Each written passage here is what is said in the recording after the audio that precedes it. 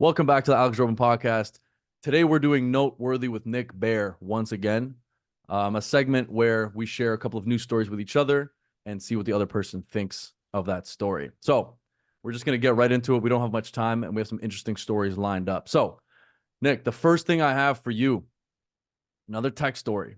Surprise, surprise.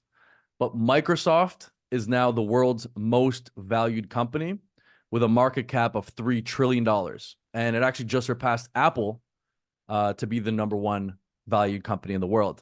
Apple has a market cap of 2.99 trillion, and they're going back and forth with each other. So for those people that don't know what a market cap is, it's basically the amount of outstanding shares. So it's like shares in circulation times the share price. So basically, they've been going back and forth for the last like 6 months, and Microsoft is now on top, Apple's second. And then there's a bunch of other tech companies that are below them. But the reason I found the story so interesting, Nick, is because of the way it's just the differences in the way these two companies make money. Okay. So I want to ask you what you think about this. Where do you think the majority of Microsoft's revenue comes from? Just As off a the former top. Microsoft employee, I should probably know the answer to that. But Yeah, but like off the top. It's a tough question software, on it. Software. Okay, exactly. So server product, cloud services, office products, and cloud services make up the majority of Microsoft's revenue. yeah. Okay. So it makes up about 60% of Microsoft's revenue. And then the rest is like search and advertising, enterprise services, devices, gaming, and Windows and stuff like that. But the majority, okay, now what do you think makes up the majority of Apple's revenue? Software, No, so it's hardware. It's hardware. So for Apple, phones, iPhones. for Apple, their business model is strictly hardware, not strictly, but it's about 80% of their revenue, right? So iPhones make up the majority of it. Um, Wait, hold on. Let me break this down quickly. So iPhones, 52% of total revenue, Macs 10.2%, iPad 7.4%, and wearables, home accessories 10.5%. Service revenue grew 14% the same quarter. But anyways, the majority is from the actual hardware devices that they sell. So it's so funny because Microsoft was so smart in this whole thing because they clearly saw that Apple's products were superior to them. So then they like doubled down and tripled down on the service aspect of everything. And, do you use Microsoft Teams, I'm assuming? Yes. So it's like all of these service products are so much better than their competitions that, you know, and for example, Microsoft Office, every company has to renew the Microsoft Office account. It's not something that, if the market's in a decline or if like people have to stop spending, they're not going to get rid of their Microsoft Office Of course account. not. Yeah. So it's just really interesting to me how these two companies have just been neck and neck, like literally at that $3 trillion mark. And again, they're the only two companies to ever hit that $3 trillion market cap. And they're kind of in completely different services. One is completely cloud-based and service-based, and one is strictly hardware. And I don't know. I just thought it was interesting. What do you think of that?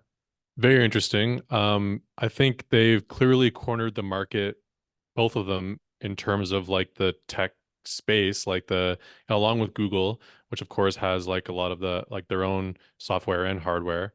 Um, but it's interesting though that Microsoft has all of like the software stuff. Like basically anytime you log onto a computer anywhere in the world, chances are you're logging onto a computer that has a Microsoft product on it.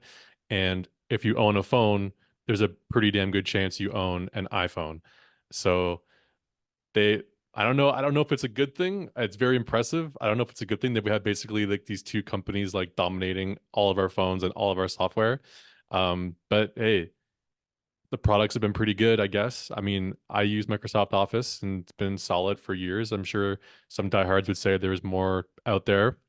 And I'm sure there are a lot of Android users that think that iPhones suck. And I will say, as a former Android user, I did kind of like having an Android for a little while, but there's just some things that it's nice to have. And they've built this ecosystem where all your friends have an iPhone. So it only makes sense for you to have an iPhone because then you're interconnected in a better way. So even if you think the Android phone is better, it doesn't work as well with your other devices and with your friends' devices. So they've made it so that it's almost like, well, I kind of have to get an iPhone product, or an Apple product. And yeah, so it's very impressive for what both these companies have built. It's funny how you just mentioned that because it's so true. Like most MacBooks, well, I'm not gonna say most, but a lot of MacBooks and like whatever have the entire Microsoft suite on them as well. Some But do, it's yep. on a MacBook, and then you're using an iPhone. And it's so funny, like up until like the early 2010s, it was ExxonMobil from what I remember. So they had the highest market cap in the world, and Apple surpassed them. And then Microsoft was falling off until they started changing their business model.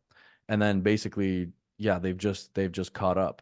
And a lot of that has to do with like a lot of these top tech companies. So I'm going to tell you. So the top tech. Sorry, I'm just looking at our timer. By the way, we're doing a timer from now on for these stories, so we can get through a bunch of them. But um, these top tech companies. So Microsoft, 22.6% of this market. So Apple at 21.2%. Broadcom, Nvidia, so like the chip maker, Advanced Micro Devices, Adobe, Salesforce. Those are the top. Those are the top companies with the highest market cap in that space. And this goes back to a point about what we were talking about last week, or sorry, during our last podcast. And a lot of these companies have gotten really into AI.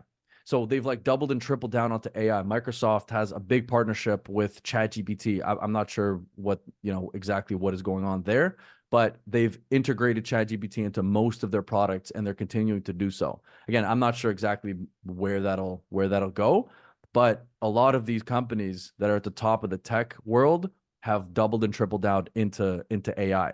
And Apple, like, I don't know how much of that Apple has really done.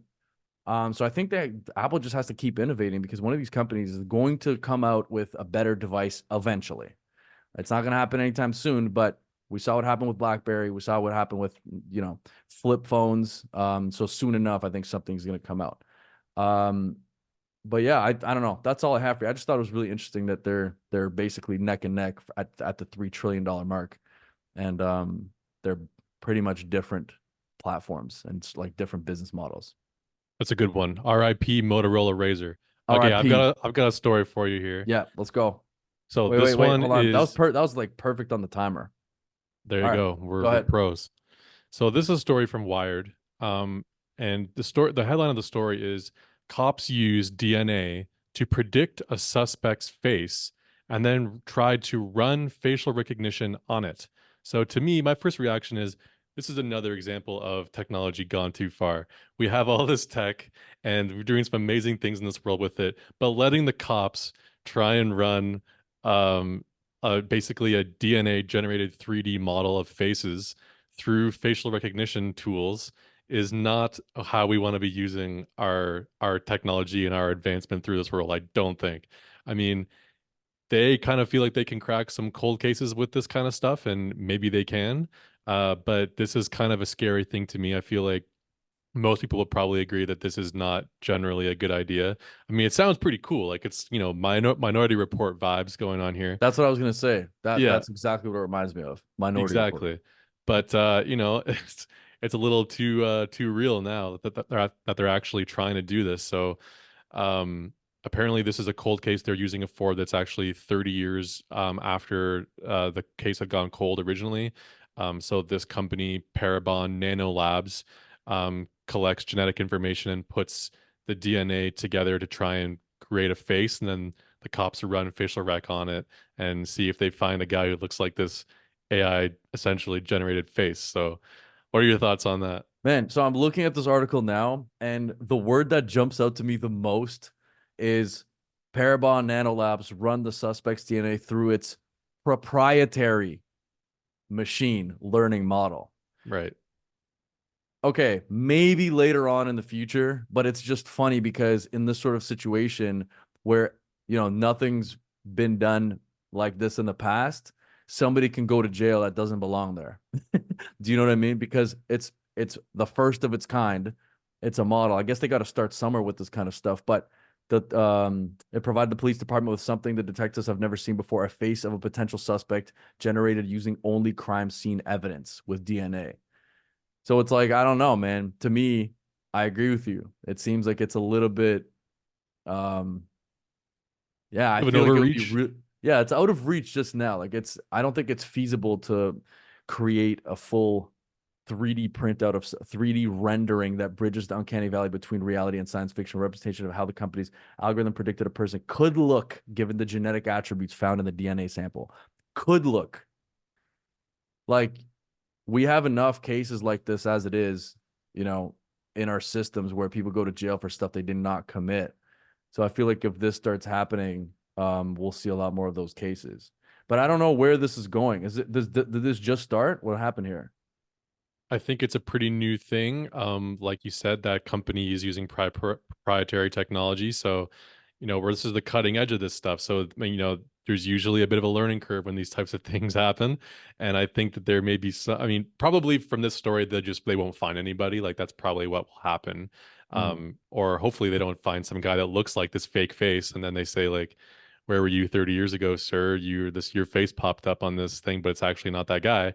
But hey, maybe we can refine this tech and it can work one day. But it didn't work for Tom Cruise in Minority Report, and it didn't work for the pre-crime unit that he worked for. So I'm not Hey liking the man, chances for this the police department either. that's an absolutely underrated movie, by the way. Minority Report, for all the kids out there that are born in like 2007.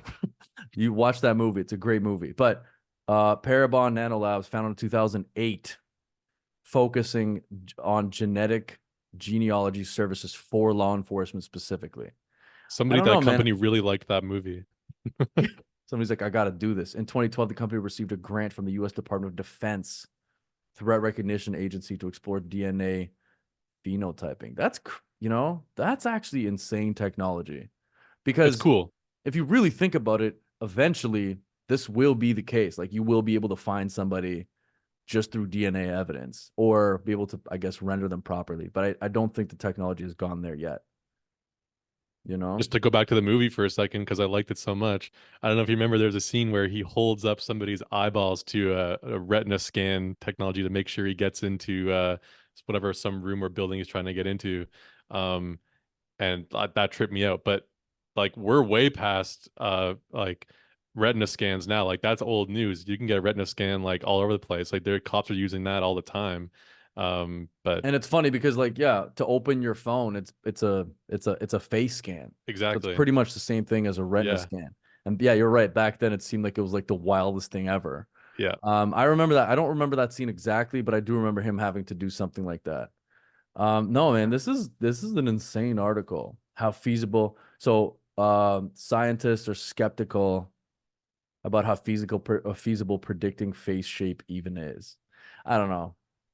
This is wild. This seems like one of those things where it's a story because of the technology, but like you said, probably nothing's gonna come from it, anytime soon, at least. All right. All right. What else you got for me? 17 seconds left. We're done. Boom. Okay, I got one more for you here. Local news. Um, Hold on, let me start this timer. All right, local news. Toronto bans tobogganing at 45 hills across the city. We haven't talked about this yet, have we? We have not.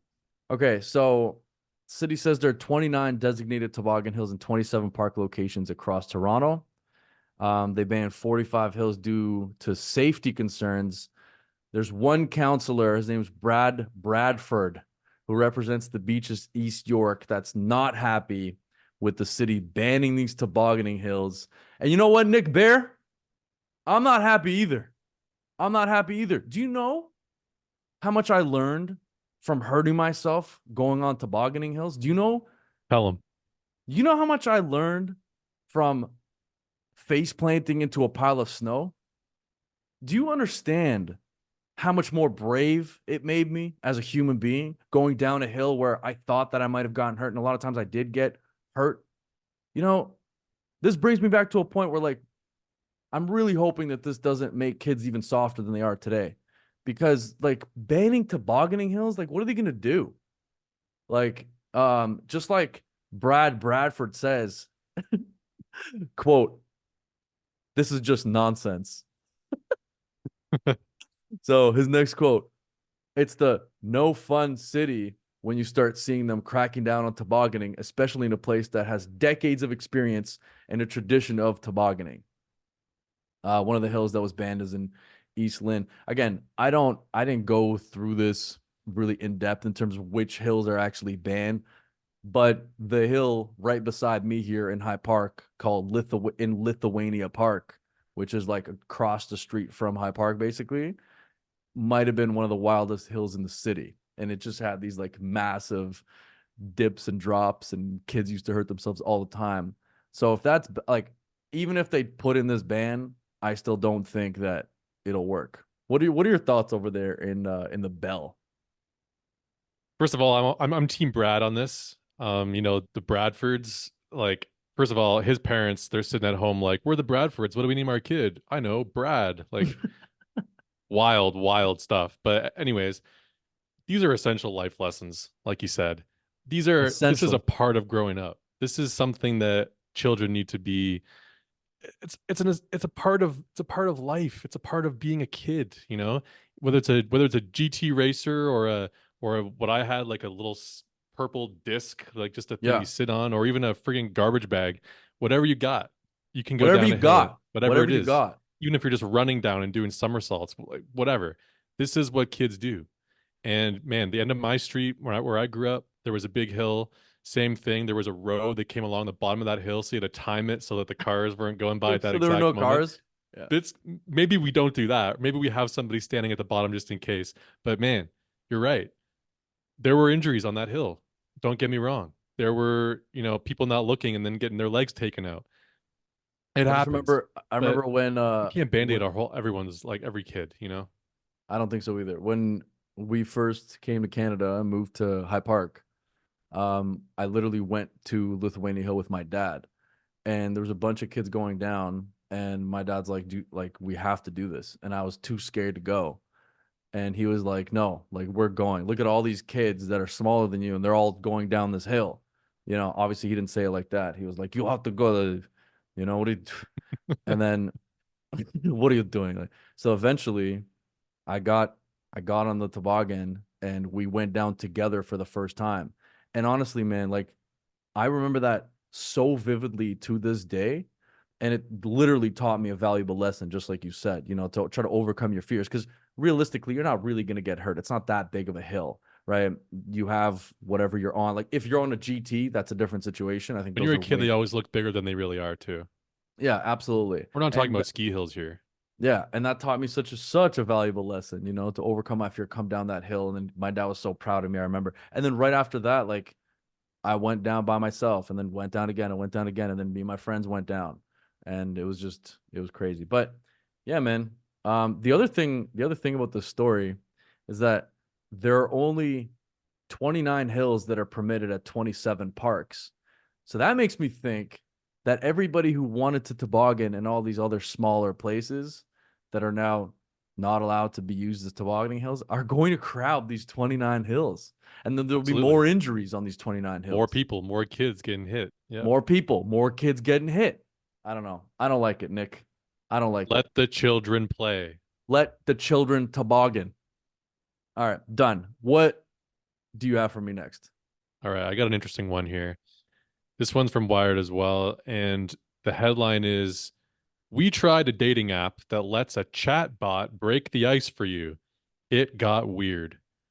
Now, there's a bunch of different issues here, and this kind of stems also from where you're talking about kids these days. I don't want to sound like the old man or Here's whatever. these days. The whole, we don't want to rail too much about the younger Or generations maybe below we us, do, but Nick. maybe Maybe we we do. do. Maybe they need But to maybe hear they it. need it. Maybe you need to come up and talk to someone in person for once. God, Yeah, and not even not and, that's fair. it's tough. I think that's a hard thing to do sometimes, and I totally empathize. Um, but I'm not opposed to the apps. It's an easy, convenient way, especially for a young professional like yourself.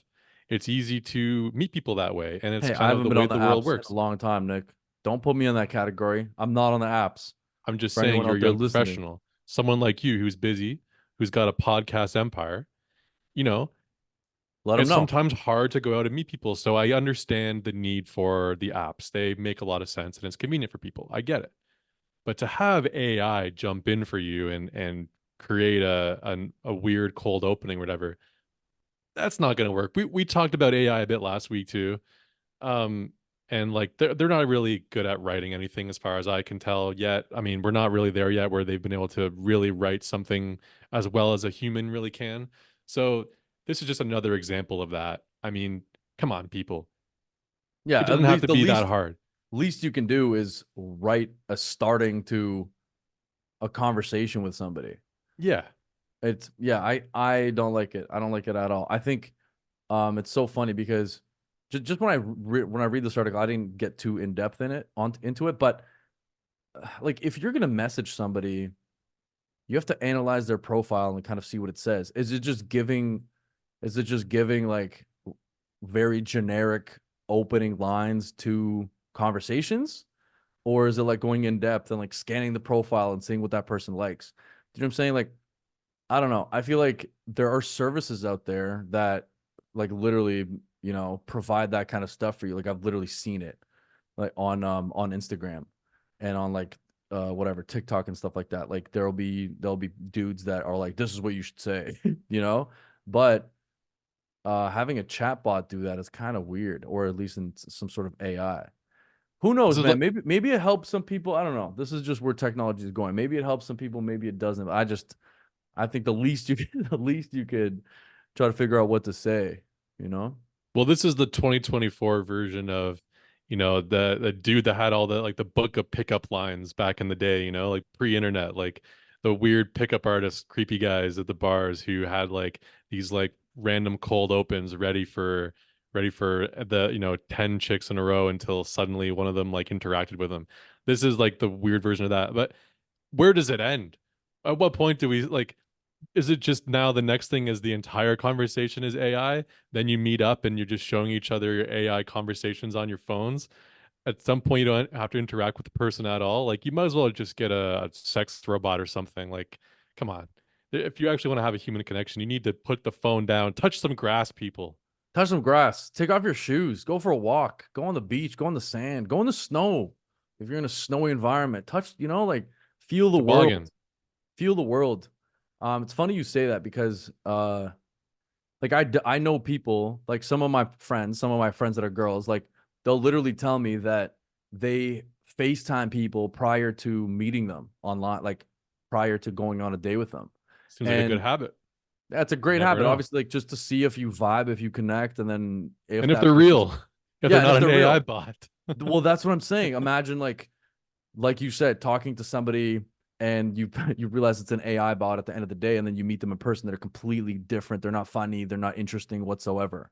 Right. So I would say this is probably gonna fade out. I don't know. I don't think it's the best idea, but who knows? I don't know. Like at this point, I wouldn't be surprised about anything when it comes to this sort of thing.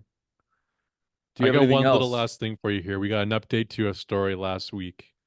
So last week, for anyone who tuned into our previous podcast, um, we were talking about George Carlin, a famous comedian, and some AI snafu that his family was not happy about. Basically, a YouTube channel used an AI compilation of all of George Carlin's work to create a fake, well, AI generated George Carlin stand-up special, and it did not go well. The family was not happy with it, and they called it ghoulish, I believe was the quote. Anyway, update to that story. The creators of AI generated George Carlin's special sued by late comedian's estate. The lawsuit is seeking immediate removal of the faked special, calling it, quote, a bastardization of Carlin's real work and his legacy. So this is kind of what we expected when we were talking about this previously. Um, Not good. And maybe there's a room for this at some point. Maybe it'd be cool to get some more Tupac music or dead comedians stand-up comedy. Maybe that'd be great. But right now it's weird, and especially weird if you're doing it without the consent of the family and the estate of the person that you're trying to use to make money off of. Oh, no, I agree. Like I said before in the last one, if the estate isn't getting paid, then they shouldn't have the right to post anything. Like, again, I'm in the position, like my position for all of this sort of AI stuff is that if somebody can make something interesting and awesome and, incredible for the viewer, I think it's inevitable and it's bound to happen. So I think it's just going to happen. So people might as well embrace it. But what I don't like is if those initial creators aren't getting paid for the work or whatever, the estate of the person who they like George Collins' estate's not getting paid. So if somebody's getting paid, that's a different story.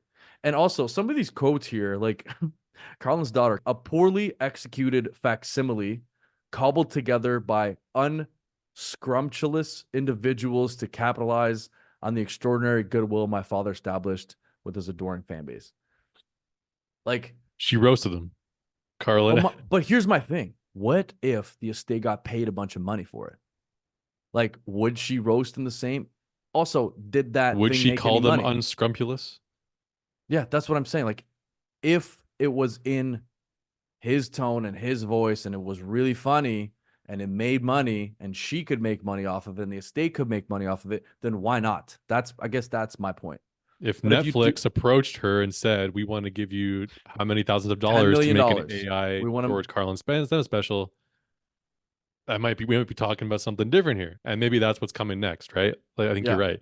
Pay these people. You can't just steal someone's work, and you can't have an AI bot do it either. But hey, maybe this is the future of comedy, art, music. Who knows? It's already out there. I don't think it's very good, but maybe it will be at some point. facsimile, You ever heard of fax? That's where it comes simile. from. Um, Actually, just to touch on this quickly, the first like when I heard about ChatGPT was one thing, right? But then I started, I don't know, kind of getting a little bit more into this AI stuff when I heard that first AI version of Drake, that one song. I can't remember what it's called right now, but it was so incredible that I was like, man, this might be like my favorite Drake song that he's put out in 5 years. And it was an AI generated song. And now there's this whole debate about one of Kanye's songs that's whether or not it's AI generated or not. And that song slaps as well. So I don't know. Computer You're right. God's plan. I think this is where this whole thing is going. But it would just be interesting to see how the monetary aspect of it is going to play out. All right. Anything else? That's it from me. All right, everybody. That's it for us. Thank you for listening. Thank you for watching. That was Noteworthy with Nick Bear. Nick, do you want to sign off for the people? Like and subscribe, people. You know what to do. Hit us up and unsubscribe from every other podcast. I heard that somewhere, and I think it's a good idea. Unsubscribe from every other podcast other than the Raptors NBA podcast. All right. Thanks for listening.